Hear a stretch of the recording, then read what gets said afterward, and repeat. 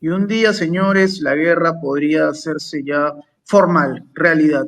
Formal lo digo porque vaya que la OTAN ha estado intentando golpear a Rusia en los últimos meses, pero esta vez podría convertirse en algo oficial. Vladimir Putin ha hablado con ese tono tan drástico que lo caracteriza para muchos preciso en el momento más importante del conflicto. ¿Qué ocurre? Que bueno, se había deslizado esta posibilidad de que los países miembros de la OTAN autoricen el uso de misiles de largo alcance, el uso de misiles de largo alcance contra Rusia, desde luego, empoderando al ejército ucraniano. Para Putin, y esto es sin puntos ni comas, una declaración como esta y la confirmación de que la OTAN, del visto bueno, significará la guerra. No hay más que eso. La guerra. Y esto llega, señores, en un momento también complicado para Ucrania, porque se ha deslizado un rumor bastante llamativo. Aparentemente, Oleksandr Sirski, el comandante en jefe de las fuerzas ucranianas, ha desaparecido. Tal y como lo oí. Una información que llega, por supuesto, desde Ucrania y que hablaremos de esto, claro que sí, con un especialista, una persona con la que hemos dialogado un sinfín de veces aquí en Prensa Alternativa y que usted seguramente reconoce. Él es un analista internacional. Estamos hablando del señor Eduardo Luque. Eduardo, bienvenido a Prensa Alternativa. ¿Qué tal? Muy bien y encantado, como siempre, de estar con vosotros. Gracias por eso, Eduardo. Y bueno, son tiempos difíciles, tiempos decisivos, se dice también, porque claramente la guerra podría escalar. Ucrania ya pasa a ser, según lo que estamos observando, en un extra, ¿no? En un actor que ha ido perdiendo peso en la historia, que ha sido minimizado. Se habla ya de una derrota definitiva. La operación en Kursk fue un fracaso y llega información desde allá precisamente, la cual hablaremos, una contraofensiva espléndida por parte de Rusia, espléndida me refiero en términos tácticos, y aparentemente le toca el turno de saltar a la OTAN. ¿Por qué? Porque se habla ya de la autorización de países como Estados Unidos, del propio Reino Unido, de darle el visto bueno al uso de misiles de largo alcance contra territorio ruso. Una aprobación nada menos que Ucrania. Por supuesto, Vladimir Putin no ha perdido el tiempo en referirse a esta situación y ha dicho, señores, si es que algo como esto ocurre, prepárense porque será la guerra. Sí, será tomado como una declaración de guerra. Es un mensaje que llega para la OTAN, para Estados Unidos y para los países europeos como tal que están involucrados indirectamente en el conflicto. Lo ha dicho, insisto, Vladimir Putin en televisión pública, nada más, un mensaje poderosísimo, poderosísimo. Eduardo, el contexto, la coyuntura, de qué te hace creer respecto a lo que estamos comentando ahora mismo. Lo primero que debemos tener en cuenta es la situación general del conflicto. Y como bien has dicho, efectivamente, las tropas ucranianas están en franca derrota, están en franco retroceso. La operación que se intentó llevar en Kursk es un fracaso. En este momento los datos de esta mañana, los mapas, incluso por parte de Ucrania, que han hecho públicos, ya revelan que las tropas rusas han reconquistado un tercio y un poco más del total de territorio perdido en la ofensiva de Kursk. Recordemos que el costo para el ejército ucraniano ha sido absolutamente brutal. 10.000 bajas. 10.000 bajas y además con eso los datos son de los propios diarios de Reino Unido, Financial Times concretamente. Hablaban de 10.000 bajas y lo que es peor para el ejército ucraniano, que se han perdido las últimas adquisiciones de material bélico moderno y, digamos, las unidades más fogueadas. Se esperaba que los mercenarios que han muerto a centenares en la ofensiva, de alguna forma fueran la clave diferenciadora del conflicto. Esto no ha sido así. Y por otra parte, también se pensaba que se retirarían tropas rusas del Donbass para aliviar la situación en la zona. Tampoco ha sido así. Es un fracaso absoluto Y en este momento lo que vemos son tropas, avances rusos que conquistan 3, 4 localidades el mismo día, prácticamente sin un tiro. Es decir, las tropas ucranianas huyen como pueden, hay sitios donde se mantiene la defensa y es rápidamente anulada, y otros sitios que sencillamente se toman los pueblos porque no hay defensa. Esto es una de las realidades. Esta es la clave de todo este problema, porque la pregunta es, Estados Unidos y la OTAN no va a ganar esta guerra en las circunstancias actuales, pero tampoco puede perderla, que es el otro gran problema que tenemos ahora. Es decir, que ¿cuál es la solución que proponen? Subir la apuesta.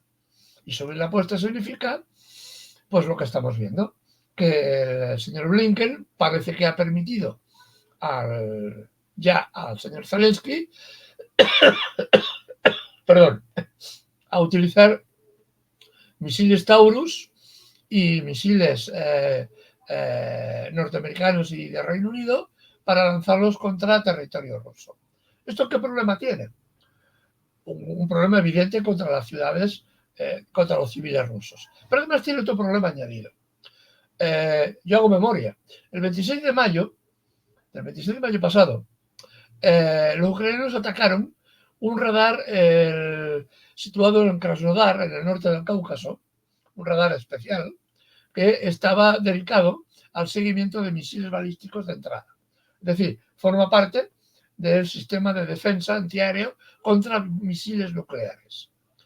3 días después, el día 26, se atacó también la estación de Orenburgo, que está en Siberia Occidental, también con un dron que evidentemente no pudo recorrer ese largo camino desde Ucrania. Fue lanzado desde otro lugar, desde países hostiles, pero que teóricamente no están en guerra con Rusia.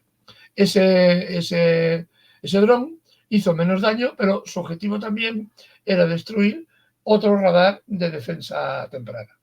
Son los radares que defienden en caso de ataque misilístico, atómico, las ciudades rusas.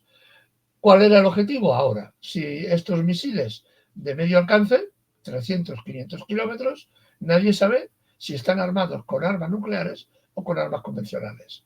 La cabeza explosiva puede ser bien de 350 kilos o bien de un arma nuclear de mediano rendimiento. Desde luego, por pequeña que sea, el rendimiento ya es 3-4 veces superior al de la bomba de Hiroshima. Entonces, estamos en esta tesitura, en que estos misiles pueden llevar armamento nuclear y que, evidentemente, Rusia ya ha anunciado que esto es la línea que ya se delimita el conflicto total. Conflicto total que tampoco será un conflicto total, ¿eh? Nadie piense que pasado mañana se comienzan a tirar bombas atómicas unos u otros. La cosa irá todavía escalando más, ¿no? Porque hay muchas fórmulas todavía para responder a los ataques que hace desde Ucrania, Occidente, que hace desde Ucrania contra Rusia. ¿Por qué digo que es Occidente? Estos misiles, por su tecnología, no pueden ser usados por los ucranianos, puesto que no tienen especialistas formados en su uso. Y segunda cosa importantísima, estos misiles tienen una guía satelital, es decir, se guían para buscar su blanco y esquivar las contramedidas a través de satélites. Ucrania no tiene satélites, por tanto, la dirección de tiro, la guía y el blanco fijado lo fijan, evidentemente, los militares norteamericanos de Reino Unido o Alemania. Y le pasan las coordenadas de tiro, solamente que han de poner en los cálculos, en el ordenador de cálculo de tiro, los datos que le proporcionan directamente Occidente, que es el que busca el objetivo y lo define, ¿no? Por tanto, es un ataque directo de la OTAN contra Rusia. Esto es así de simple. Después que no nos hagan creer, o no nos quieran hacer creer, que bueno, que lo que vamos a ver es que son los ucranianos, por lo tanto los responsables son los ucranianos. No, los responsables es la OTAN en su conjunto. Me puse hablando, bueno, haciendo énfasis en lo que mencionaste, me puse a pensar en esto que había dicho Dmitry Medvedev hace algunas horas, ¿no? O sea, claramente, como tú mencionas, esto no ocurrirá seguramente en cuestión de horas, será una escalada que nos pueda llevar desde lo más, digamos, predecible hasta lo impredecible, ¿no? Por ejemplo, Dmitry Medvedev ya se aventuró un poco, estamos hablando Ujú. nada menos que de un exmandatario, un vicepresidente del Consejo de Seguridad, y lanzó una declaración que creo yo se debería observar con detenimiento. Muchas veces dicen, bueno, Medvedev trata de jugar un poco la boquilla, trata de provocar, pero dijo algo muy interesante, llamativo, por decirlo menos. Es que él dice, ojo con esto, que es posible que Gran Bretaña, la isla de Gran Bretaña, se hunda en los próximos años. Bueno, él habló por un tema geográfico, ¿no? Y por condiciones lógicas, todo lo que eso corresponde. Pero hizo énfasis en un punto. Si es que ellos no se hunden por la naturaleza, vaya que ayudaremos nosotros a que a través de nuestros misiles hipersónicos ocurra un mensaje de Dmitry Medvedev a los ingleses bastante llamativo. Esto viene a razón de, bueno, declaraciones desatinadas del canciller británico David Lammy, quien había prometido 100 años de apoyo a Ucrania, dijo, ¿no? Que tenían capacidad para apoyar a Ucrania durante 100 años. Obviamente, insisten, tal y como tú mencionas, Eduardo, que Ucrania seguirá siendo la fachada, aun cuando sabemos todos que esto es Esto no se difícil aguanta. de creer. Pero me pongo a pensar en la respuesta de Rusia. Es tan descabellado lo que dice Medvedev.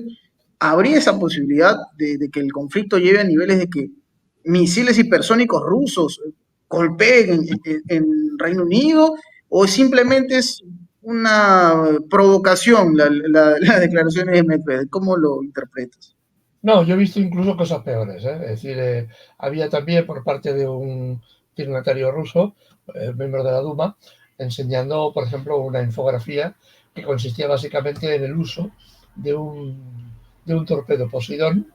Para que tengamos una idea, la carga del torpedo Poseidón son 100 megatones, la bomba de Hiroshima era una quinta parte escasamente, y el rendimiento de esta arma, de esta nueva arma, de la que no tiene nadie ni siquiera una cosa parecida, es absolutamente devastadora y podría sumergir gran parte de las islas británicas bajo el mar, porque levantaría un caso de, desgraciadamente, de ser usada, un tsunami de casi 400 metros de altura. Esto ya está comprobado, se han hecho los análisis, las armas están depositadas en el fondo del océano, esperando la orden de utilización que esperemos y deseamos que no llegue nunca, ¿no? Pero además son armas inteligentes. Funcionan una vez que se ha determinado su uso, el arma busca el blanco, la posición adecuada y para hacer el mayor daño posible, ¿no? Que eso se trata, en el fondo, de lo que se trata, ¿no? Así que esto es perfectamente posible. Y los polacos, por ejemplo, lo saben muy bien. Los polacos tienen sus centros de distribución, de concentración de material de guerra que envían hacia Ucrania, muy cerca de la frontera ucraniana, evidentemente, y tienen la zona completamente rodeada de sistemas multicapa de defensa antiaérea, porque saben que en un momento dado pueden ser objetivo de un ataque de represalia. Hace pocos días, cuando atacaron los rusos Poltava, hicieron un golpe espectacular contra generales ucranianos y mercenarios de Estados Unidos. Un misil ruso alcanzó Ucrania escasamente a 12 kilómetros de la frontera. Es decir, que si hubieran querido, evidentemente el misil habría alcanzado blanco en Polonia o en cualquier otro sitio. Y no había defensa. Polonia sacó el pecho como un gallito que es. Los líderes polacos dicen, hay que derribar los aviones rusos que se alcancen por los misiles. Son incapaces de hacerlo. No tienen tecnología como para eso, ¿no? Esto es una evidencia de lo que está sucediendo, con con una terrible falta de entendimiento por parte de los dirigentes políticos europeos, que ahora están todos discutiendo si el señor el Edmundo García, ese de Venezuela, es el presidente o no es el presidente, o deja de ser el presidente, o yo lo pinto porque lo... Y nos tienen entretenidos con estas, me perdonen, payasadas, mientras se están discutiendo otras cosas mucho más importantes y mucho más trascendentes para la vida de los ciudadanos de la Unión Europea. y de Occidente en general, y todos, al final todos estamos en el mismo barco, ¿no? Esto es lo que está sucediendo en este momento. La falta de criterios de sentido común, el vallasaje que tienen ahora mismo los políticos europeos respecto a Estados Unidos, que les hace entrar en una dinámica que incluso ya saben ellos que sus países y sus pueblos pueden ser implicados en una guerra global. Hoy salía otro detalle sin importancia. Bueno, de hecho, se publicó ayer, ¿no? Del Pentágono de Estados Unidos, la Secretaría de Defensa, hace una licitación, están obligados a hacerlo, para estudiar los efectos de una guerra termonuclear en Europa Occidental y la parte occidental de Rusia. Es decir, preparando el escenario para una guerra. En el fondo, esa licitación no es sino un ejercicio de propaganda, ya lo sabemos todos, porque evidentemente eso ya está calculado. Se sabe el daño que van a ocasionar, los muertos que va a representar, el nivel de contaminación. Claro, lo que ocurre es que Estados Unidos parte de un presupuesto falso. La guerra hay que limitarla a Europa. Una vez que la guerra global se inicia, no hay limitación. Esto es lo que parece que Estados Unidos quiere y no entiende. Quiere limitarla a Europa, ya le iría bien. Una vez arrasado el continente, aparece nuevamente el Plan Marshall, a reconstruir el continente otra vez y la industria norteamericana volverá a funcionar como funcionó después de la Segunda Guerra Mundial, que era, ya se conocía entonces, como la fábrica del mundo, ¿no?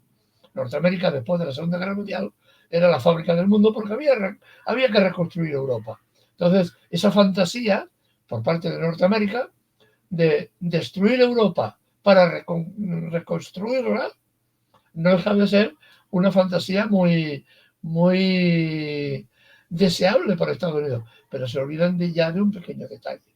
Un ataque a Rusia implica la intervención también de China.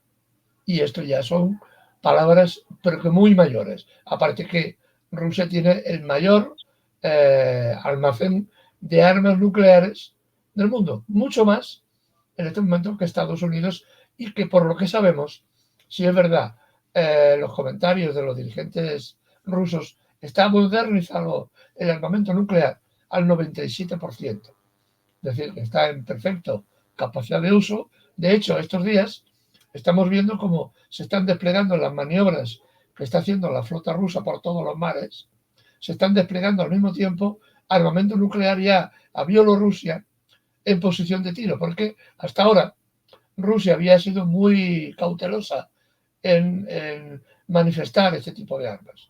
Y se calculaba que Rusia tardaría como 2 semanas, 14 días, que es un tiempo inmenso, en una guerra de este tipo, en estar preparada para dar una contrarrespuesta a cualquier ataque nuclear.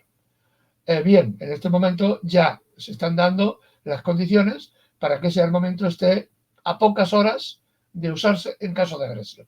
Eso también forma parte de esta dinámica de cada contendiente de enseñar músculo y amenazar al otro, ¿no? Sin llegar a amenazarlo. Yo me despliego y me preparo. Tú te preparas y te despliegas, ¿no? Nos miramos la cara y pueden pasar dos cosas.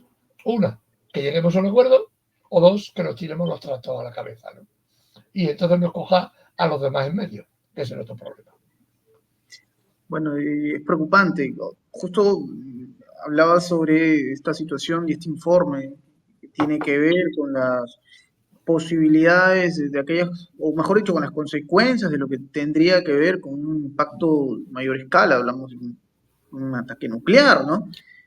Por ejemplo, hace poco también veía yo un informe, una entrevista que le hicieron a Igor Nikulin, que es un, digamos, un ex miembro de la Comisión del Control Biológico y Químico de la ONU, y hacía énfasis en un punto que tú has mencionado, Eduardo, que es, creo yo, para valorar, ¿no? Él aclama de esta manera: no hay un océano seguro, o mejor dicho, no hay océano que te asegure que puedas evitar las consecuencias de este tipo de actitudes, ¿no? Puntualmente hablaba sobre cómo es que la capacidad nuclear de Rusia, por ejemplo, superaba ampliamente a Estados Unidos Y desde luego, el escenario que se contempla es, entre otras cosas, la hambruna, ¿no? Hambruna no solamente en Europa, hablamos de un fenómeno global, un escenario preocupante, dramático por donde se le mire y que por supuesto nos tiene a todos expectantes, porque insisto, ya cuando esto escala, ya la cosa toma un tinte más apocalíptico, todo lo que ustedes hayan visto en el cine no es nada comparado con la realidad. Esto ya es algo eh, más macabro en todo el sentido de la palabra, sobre todo en estas épocas donde la humanidad ha crecido enormemente y desde luego los objetivos son también más amplios, ¿no? Hablamos de más pérdidas mortales si es que algo como eso termina ocurriendo. Esperemos que no llegue a esos niveles. Pero bueno, lo que pasa en todo caso en el conflicto ya va más o menos dejando luces. ¿Cierto, Eduardo? Porque tú hablabas al inicio de la entrevista sobre las consecuencias que ya se observan en las tropas ucranianas y uno se pregunta, a ver, claramente, Ucrania obedece órdenes de Washington, pero siempre hay una especie de fachada, ¿no? Por decirlo de alguna manera, alguna especie de personaje que, digamos, representa cierto liderazgo. En este caso no se trata de Volodymyr Zelensky, se trata de Alexander Sirski, hablamos del comandante en jefe, el carnicero. Curiosamente, y justo quiero tocar este punto porque es una información que nos llegó hoy a la mesa de prensa alternativa, a la mesa editorial, apareció una información muy llamativa sobre la desaparición de este señor, del comandante en jefe, de Alexander Sirski. De hecho, Leonid Kuchma, que es ex asesor, perdón, Oleg Sosky, que es ex asesor de Leonid Kuchma, habló para un canal de YouTube y dio los pormenores de que han pasado días sin tener algún tipo de reporte de Alexander Sirski. Estamos hablando, insisto, del comandante en jefe de las Fuerzas Armadas de Ucrania. Algunos comparan esta situación como la que se dio con Valery Sushnik en su momento, Sí. antes de ser, digamos, enviado como embajador a Londres, ¿no? Ya Y sabemos por para cierto, no qué. se fue a Londres, se quedó Ajá, en Kiev esperando su momento político. Ya es veremos. verdad. Es verdad ese punto que mencionas, Eduardo. Y algunos comparan lo ocurrido con Salushny con esta situación de Alexander Sirki. Ahora, la pregunta es, ¿qué tal si no? ¿Qué tal si es que sencillamente esta persona pasó a mejor vida? O sea, no lo digo con morbo, ¿ah? Trato de entender un poco la dinámica de este conflicto que no permite dilucidar porque la información llega de uno u otro lugar, pero vaya que es llamativo, Eduardo, que justo en este momento que se habla del fracaso en Kursk, que se habla de un desmoronamiento del régimen de Zelensky con la salida de ministros, intercambio de canciller, etcétera, no se sepa nada de Sirski. ¿Qué piensas sobre esto? Sí, no sé. A ver, normalmente en este tipo de situaciones hay dos fórmulas de actuación que son las más comunes. Cuando el general en jefe, en este caso Sirski, fracasa como fracasado en la ofensiva de Kursk y es incapaz de detener a las tropas rusas que avanzan en el Donbass, ya dijo, me lo dije antes, de 2 en 2 o de 3 en 3 o de 4 en 4 localidades al día, evidentemente Zelensky tiene que buscar un culpable. El culpable evidentemente no va a ser él, sino el culpable siempre se le achaca al general en jefe, que es el que dirige la táctica, las operaciones. Y digo la táctica porque Sirski no es un estratega, además entre las tropas ucranianas, por lo que sabemos, que bueno, cayó muy mal su nombramiento, porque no era un táctico, sino era, pues, se dedicaba a la represión interna, antes de ser elevado a jefe de Estado Mayor, se dedicaba a la represión interna y no tenía los conocimientos posiblemente tácticos adecuados para liderar una situación tan caótica como tenía el ejército ucraniano cuando tomó la dirección, ¿no? Pero evidentemente tenía una virtud, era fiel a Zelensky hasta el final, ¿no? Y fue escogido por eso. No fue escogido por su capacidad, sino por su, digamos, capacidad de ser vasallo de. Entonces, ¿qué ocurre cuando se pierde una batalla? Pues que hay que buscar un responsable. El responsable de Zelensky, el responsable que es Zelensky, evidentemente no la va a asumir y le deja el muerto, si me permite la expresión, a Salunsky, al general.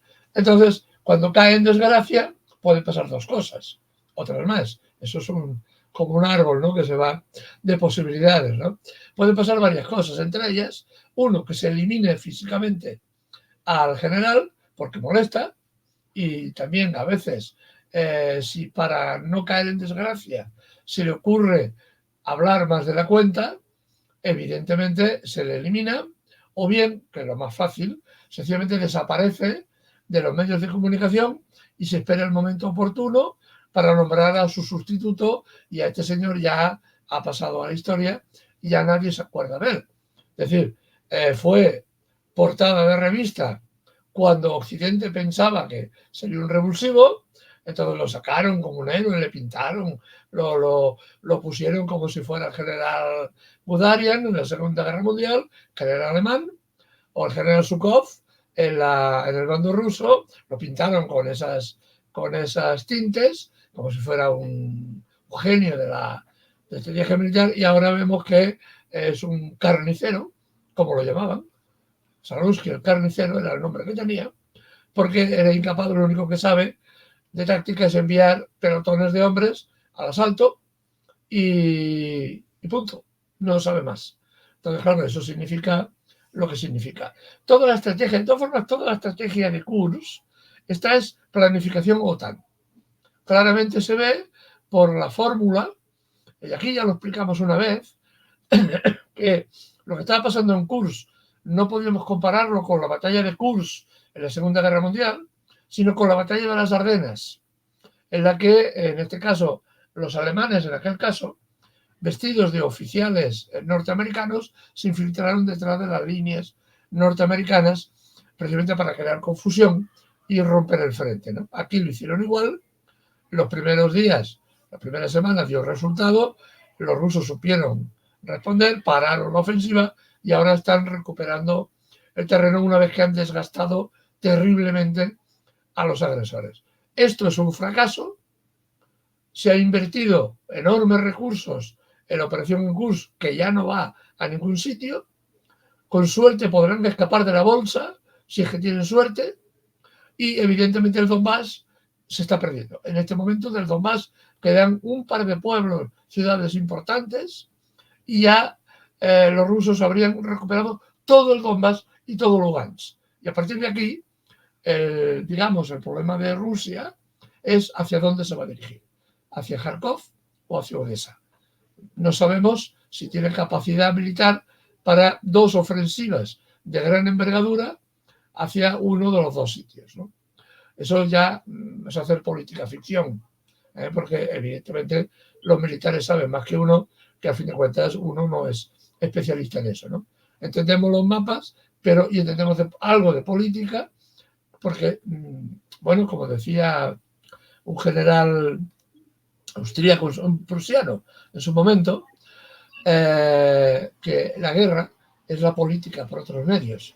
Así que entendiendo la política, a veces se entiende la guerra, a veces. Entonces, esta es la situación.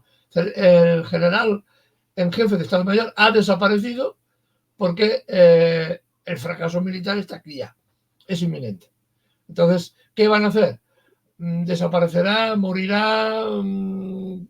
Eso es irrelevante a estas alturas. Irrelevante porque la situación militar es un perfecto desastre. Por eso, y vuelvo a repetir el argumento anterior, Estados Unidos, Reino Unido, Alemania, Francia apuestan por una escalada, porque saben que la guerra está perdida. Y claro, Estados Unidos, la OTAN, va a perder esta guerra, pero no puede perderla. Aquí está el gran dilema. Va a perder la guerra, pero no puede perderla. Una paradoja. ¿Qué es lo que pasará? Bueno, escenarios múltiples hay. ¿Dónde escalarán? ¿A dónde se irá el conflicto? ¿A dónde lo llevarán? Algunos dicen Moldavia. Lo cierto es que, tal y como lo mencionas, Eduardo, el fracaso es inminente. No, más que inminente, ya no es inminente, es evidente, mejor dicho. Y bueno, hay testimonios desgarradores. Te recuerdo que lo hablamos justo, Eduardo, hace una semana, ¿no? Porque nosotros, cuando informamos de esta situación, tratamos de hacerlo con mucho tacto, porque sí, es verdad, dentro del conflicto hay vidas y eso es algo que duele. Por ejemplo, revisaba también un artículo de Guardian y hay un testimonio que en verdad pone los pelos de punta, de una médica militar ucraniana que se llama Tatiana Romaniuk, que cuenta cómo es que en Kursk es tan dramática la situación para las tropas ucranianas que ya ni siquiera pueden evacuar a los heridos.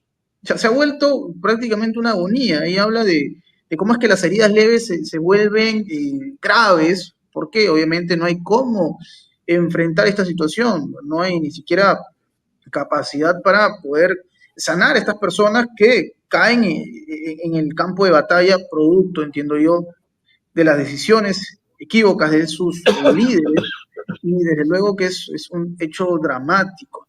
Y la pregunta es, ¿qué es lo que va a pasar considerando las elecciones que se vienen en Estados Unidos? Porque hay algo que quedó muy claro, Eduardo, y esto ya es completamente objetivo, ¿no? Es irrefutable, que es que Kamala Harris apuesta por la escalada. Al menos a ver, vamos a entender lo que dicen Kamala Harris y Donald Trump, ¿no? Para que saquemos conclusión, pero ya más o menos se ve marcando que Kamala Harris está en el bando de los que creen que este conflicto tiene mucho que ver con Estados Unidos. Ella culpa a Donald Trump y dice que este señor tiene la intención de abandonar a Ucrania, abandonar la guerra, diciendo implícitamente que Estados Unidos está en la guerra, ¿no? Vaya, Kamala Harris diciendo alguna incoherencia, ¿no? En realidad es bastante coherente lo que dice, lo ha reconocido, implícitamente, insisto. Pero Donald Trump, por el otro lado, habla de la necesidad de que esto termine, habla de víctimas mortales que deberían dejar de contabilizarse como se siguen contabilizando hasta ahora. Ojo que tampoco es que Donald Trump es un Nobel de la Paz y que tampoco un Nobel de la Paz sea una persona ejemplar, pero voy al hecho de que sí se entiende que el asunto de Trump va completamente marcado por otros objetivos. Kamala, en cambio, habla de continuar el conflicto, habla de no abandonar Ucrania, habla de seguir apoyando, sigue cuestionando las políticas del gobierno ruso y las decisiones que se toman en el conflicto. En fin, decisivo será para ti, Eduardo, porque mira, estamos a puertas de noviembre.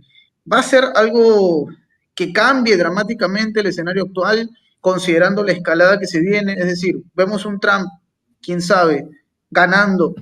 ¿Y esto frenará la escalada de la cual estamos comentando ahora mismo? Esa es la pregunta del millón. Esa es la pregunta del millón.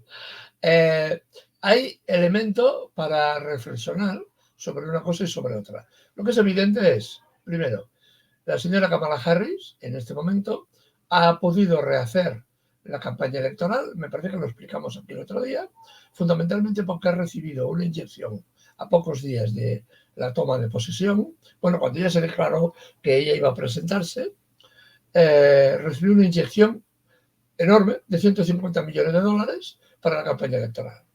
Esta inyección ya la sabemos, lo presuponíamos entonces, ahora ya tenemos la certeza que ha sido el lobby judío quien le pagó esa enorme cantidad para asegurarse la posición de Estados Unidos en el tema de Gaza. Es decir, más guerra. En el caso de que Kamala Harris participe. En el caso de Ucrania, vuelve a repetir lo mismo. Esta mujer depende de las donaciones de las grandes industrias armamentísticas y evidentemente va a responder a estos intereses. Estos intereses están claramente diseñados para propiciar y aumentar la guerra. Por tanto, les interesa la guerra hasta un cierto límite. La guerra, si se vuelve del todo nuclear, no interesa a nadie porque todo el mundo pierde el negocio. Es la única cosa que nos salva, porque el negocio se pierde también. Entonces, pero Kamala Harris ha apostado claramente por la guerra. El señor Donald Trump, aparte de ir diciendo por ahí que los haitianos se comen a los gatos, que como dijo el otro día en el debate contra Kamala Harris, lo que ha dicho es de que él quiere poner acuerdo, quiere poner paz en el conflicto ucraniano y si es menester reunirse con Putin, así lo hará. Esto también es coherente con lo que había hecho en su etapa como presidente, los 4 años que estuvo. Recuerdo a todos los televidentes que el señor Trump, que evidentemente no es santo de mi devoción, ni de, me imagino, de la inmensa mayoría de los televidentes, es un señor que no ha metido en ninguna guerra a su país en los 4 años que tuvo. Incluso negoció con los talibanes la pacificación de Afganistán. El otro problema fue que llegó Biden y lo jodió todo, con perdón la expresión. Se dedicó a romperlo todo, un hombre que no controla nada, y acabaron, como vimos las imágenes terribles, de gente cogida a las ruedas de los aviones y cayéndose desde el cielo y matándose porque intentaban escapar, porque las tropas americanas abandonaron Afganistán sin ni avisar a sus aliados ingleses y franceses, se quedaron allí tirados sin saber qué pasaba, porque de pronto las tropas norteamericanas salieron corriendo. Esto lo hizo Biden. Es decir, en el tiempo que Biden estuvo de vicepresidente de Estados Unidos y ahora como presidente, ha entrado en 8 nuevas guerras, 8, entre un conflicto y otro, en 8 conflictos nuevos, y Trump no entró en ninguno. Por tanto, dices, hombre, alguna diferencia habrá. Claro, aquí, por ejemplo, en Occidente, se está llegando a extremos absolutamente increíbles de propaganda a favor de Kamala Harris. Ayer decía un presentador muy conocido de la televisión española, de un programa privado, diciendo al final de la intervención, cuando ya, bueno, todos habían hablado a favor de Kamala Harris, etcétera, diciendo es que Biden ha sido un magnífico presidente, Biden. Oye, claro, automáticamente uno pregunta, que le pregunten a los 41.000 muertos en Gaza, que están muertos fundamentalmente gracias a las armas y el dinero que está enviando este magnífico presidente. Así que hay en Europa hay una bola alrededor de Kamala Harris, alrededor de la guerra, muy importante. Por tanto, hay que acogerse a aquello que sea lo menos malo. Aquí estamos hablando de menos malo. Claro, alguien dirá, bueno, ¿cómo es posible que apoyéis o que el Trump tenga alguna cosa buena o que a lo mejor tenga alguna cosa buena? El problema no es Donald Trump ni Kamala Harris. Influyen, pero el problema es, en el fondo, quién los pone en el poder, que es, en definitiva, el dinero, que después, una vez que han pagado la campaña electoral, los tienen prisioneros y les dicen, oye, esto o aquello, en función de los intereses de cada momento. Los presidentes son como árbitros. No pensemos que tienen capacidad de decisión, tienen relativamente poca. Es decir, son árbitros entre grupos de presión. Un grupo quiere una cosa, otro grupo quiere otra, y el presidente ejerce de persona neutral, ¿no? Ahora me inclino por una idea, después me inclino por otra, beneficio a unos, beneficio a otros, ¿no? Esto es, en teoría, cómo funciona esto. Por lo tanto, determinadas decisiones que son estratégicas, ni les toma el presidente. Son los grupos de poder los que lo definen, ¿no? Hay que hacer esto o hay que hacer aquello. Y tanto da que seas Trump, que sea Kamala Harris. Pero los presidentes influyen, tienen capacidad de influencia. Por ejemplo, cuando Trump se entrevista con el presidente de Corea del Norte, hubo un gran sector del ejército norteamericano que se tiraba de los pelos. Porque, claro, la tensión en Corea del Norte, contra Corea del Norte, es un buen negocio. Y que el presidente casi se saltara al propio Pentágono y decidiera ir y abrir negociaciones que después no resultaron en nada con el propio presidente norcoreano, era una cosa, decisión propia en contra de sectores muy importantes del gobierno norteamericano que lo que querían era mantener la tensión, porque eso significa más barcos, más dinero, más armas, más follón y más beneficios para unas cuantas, ¿no? Así que, aunque los presidentes estén limitados, tienen márgenes de maniobra, depende de la voluntad política. Trump demostró voluntad política en ese caso, aunque no llegó a ninguna conclusión, pero es que Kamala Harris ya parte del término contrario. Ya dice guerra, guerra, guerra, guerra. Entonces, claro, aquí está el handicap. Pero claro, por otra parte, Kamala Harris dice que sí al aborto, lo cual me parece una cosa razonable, y el señor Trump, pues ya sabemos lo que es, ¿no? Pero, por ejemplo, en otros términos, el término migratorio, resulta que Kamala Harris, que se dice ella que es progresista, va a apoyar la misma ley que hizo Trump para reforzar el muro con México. Ya lo ha dicho públicamente, lo dijo en el primer debate. Entonces, Este es el gran tema, ¿no? ¿Qué va a pasar? Aparentemente en política internacional es menos agresivo Donald Trump que Kamala Harris, sin que esto signifique evidentemente que no puede cambiar la situación de hoy a mañana, porque Donald Trump también sabemos sus límites y sus limitaciones, y no es menor que esté siendo perseguido por la justicia, no solo porque haya cometido o no delitos, porque han cometido todos, sin excepción, todos han cometido algún tipo de delito. Nadie llega a la presidencia de Estados Unidos sin tener varios muertos en el armario. Eso también es cierto. Todos los presidentes, todos les han sacado cosas, todos. Pero el problema es que la presión legal que ha recibido está focalizada en perdón, si no haces lo que te decimos, entonces sacamos esto, sacamos aquello y puedes acabar con tus huesos en la cárcel, ¿no? Porque de delitos parece que el señor Trump ha cometido un saco.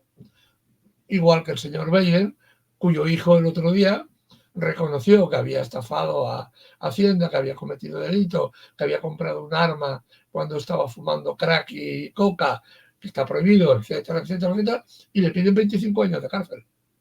Esto no ha salido casi en la prensa, porque evidentemente sería manchar la campaña de los demócratas en Estados Unidos, y ha sido arrinconado todo esto. La prensa no ha salido, ¿no? Así que todos los presidentes están mediatizados por el poder que tienen detrás, tienen márgenes de maniobra, pero claro, el margen de maniobra que presenta Kamala Harris es un margen de maniobra que parece abundar en el tema de ir a la guerra y más guerra, más guerra, más guerra, ¿no? Es decir, cosas bastante normales de los demócratas, ¿eh? No es tampoco nada especial que los demócratas sean especialmente dados a montar guerras continuamente, igual que hicieron los republicanos en su momento. Pero históricamente, desde que se creó el Partido Demócrata y este adquiere la idea de que es un partido más progresista, posiblemente hayan provocado más golpes de Estado, guerras, revoluciones de este tipo con gobiernos demócratas que con gobiernos republicanos. Deberíamos hacer un cálculo, ¿eh? También sería un ejercicio político interesante, ¿no? En todo caso, no olvidar lo que dijo María Zaharova hace unos días, ¿no? Ella tiene la impresión de que actualmente Donald Trump y Kamala Harris son como una especie de luchadores que se están jalando las greñas en un Titanic que se hunde.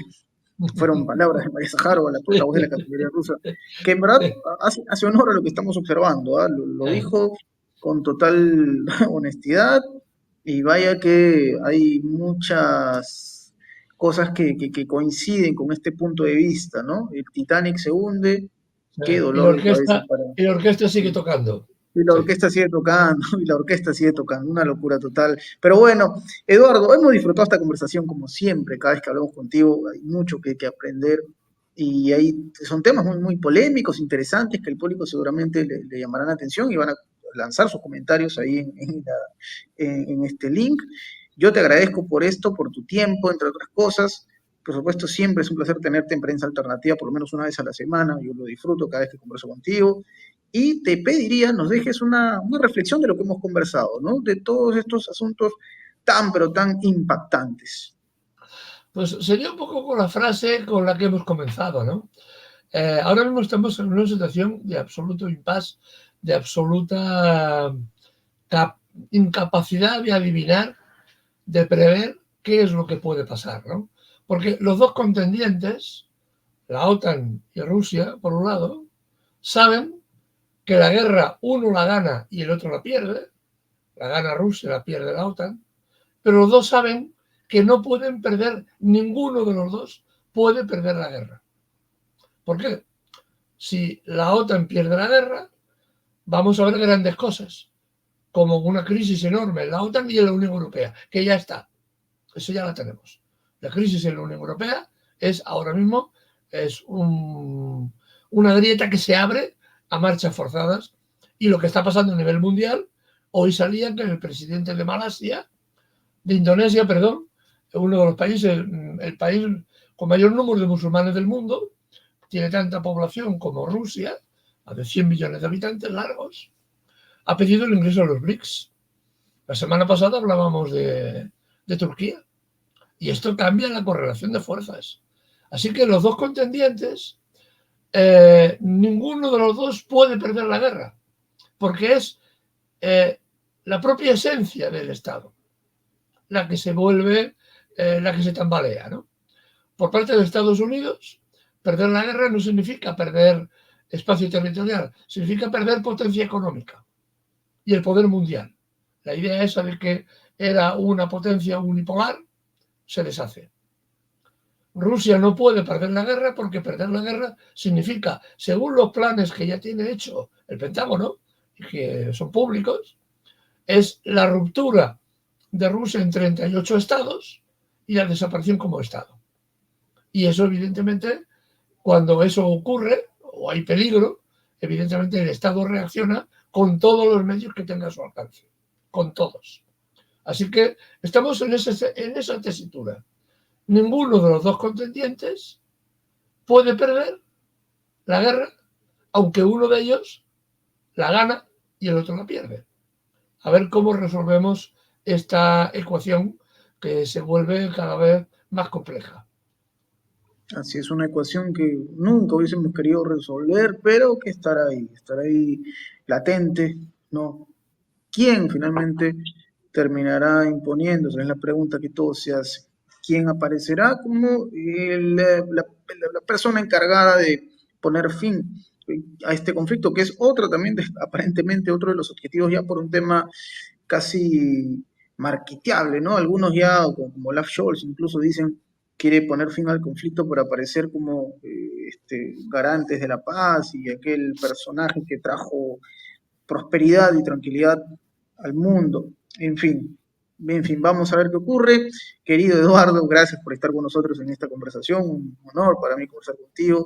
Y a nuestro público de Prensa Alternativa, no olviden suscribirse y háganse miembros también con el botón unirse que aparece en la parte inferior derecha de sus pantallas, si es que nos están observando ahora mismo desde un ordenador, incluso también desde un smartphone. Nos encontramos en una próxima oportunidad. Mi nombre es Enzo Anchante. Hasta la próxima.